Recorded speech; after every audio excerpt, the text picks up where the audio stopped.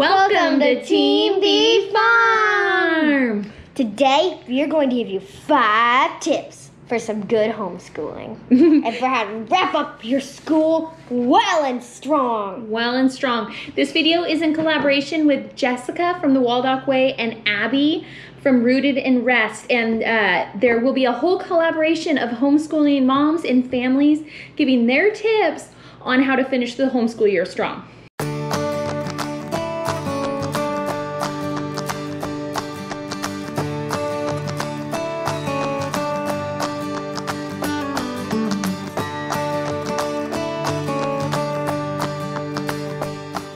We're Team Bee Farm, a homeschooling family of 6. Guess what? Guess what? We have a baby boy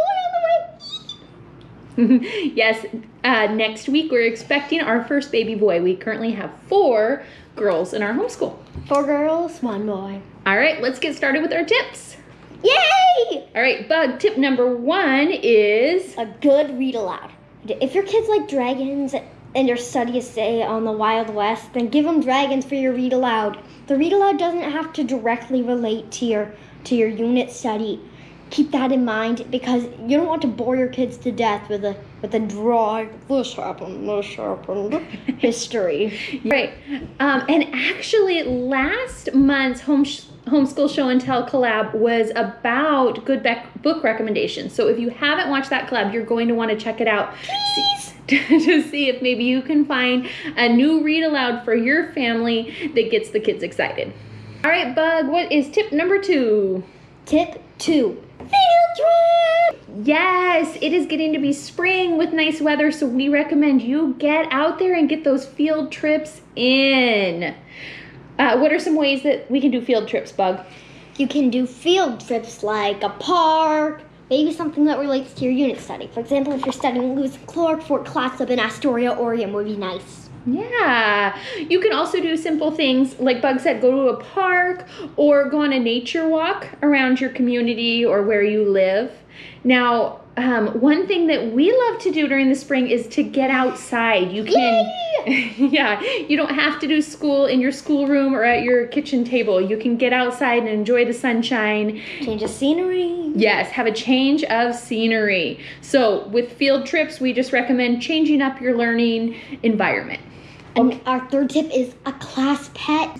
Last year we got bottle-fed baby goats and the girls did a whole study. They kept track of weight. Can you remember what else you were keeping track of?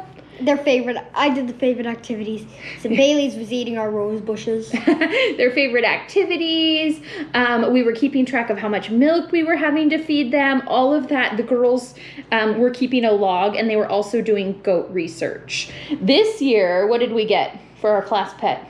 We got chickies. Yeah, we got baby chicks. And we've done that before where we hatched eggs from the incubator and the girls tracked the progress of the eggs. We would candle them and track the progress of the eggs to the chicks. This year we have the chicks and the girls are loving them. So those are 2 pretty permanent class pets. We have 9 cuties. Yes, those are 2 pretty permanent class pets. If you don't want something permanent, Bug, what do we have that we're going to do in a couple of weeks? Insect lore butterflies. Yes. Maybe stick bugs, ant farms. Yeah, insect lore has butterflies, ant farms, stick bugs. Insect lore is the company. That's a little bit less permanent of a pet because you can turn them out when you're done with them. But you can still track their progress and do a whole study on them with the class pet. And that's something exciting. All right, Bug, tip number 4 is a fun unit study. Yes. Make sure to give a fun one, not a drawing. Oh, we want homeschool to be fun, right? Yep. So our current unit study is botany. Bug, what are we doing with botany that is making it interesting? We're growing a miniature garden. Mm-hmm. And my coneflower sprouted a little while ago. Yeah. So we are doing a whole study with botany, with books. We have curriculum. We're using the good and the beautiful. But the girls are also growing seeds in the window. They're going to be planting vegetables outside. And right now, like Bug said, she's trying to grow coneflowers in a pot in the window. Coneflowers, right? Yeah. Yeah, and also They were planting daisies. yeah, we also started some broccoli seeds. When you do a unit study to make it a little extra exciting, just to finish that homeschool year out, maybe something that you can do a big project like. Maybe like a play. We did a Lewis and Clark play. Watch our Lewis and Clark video, which recently went up to find out.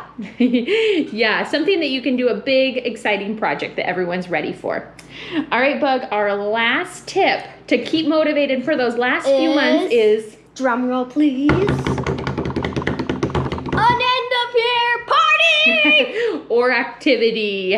Maybe you can plan something in your homeschool that is really exciting towards the end of the year. We always do the end of the year party, and the girls never know exactly what day our last day of school is. They just come out to a good morning surprise. But if your family can swing it, you know, plan an end of the year trip or end of the year day or just a party, something to look forward to just to finish those last couple months strong. Our summer break comes soon.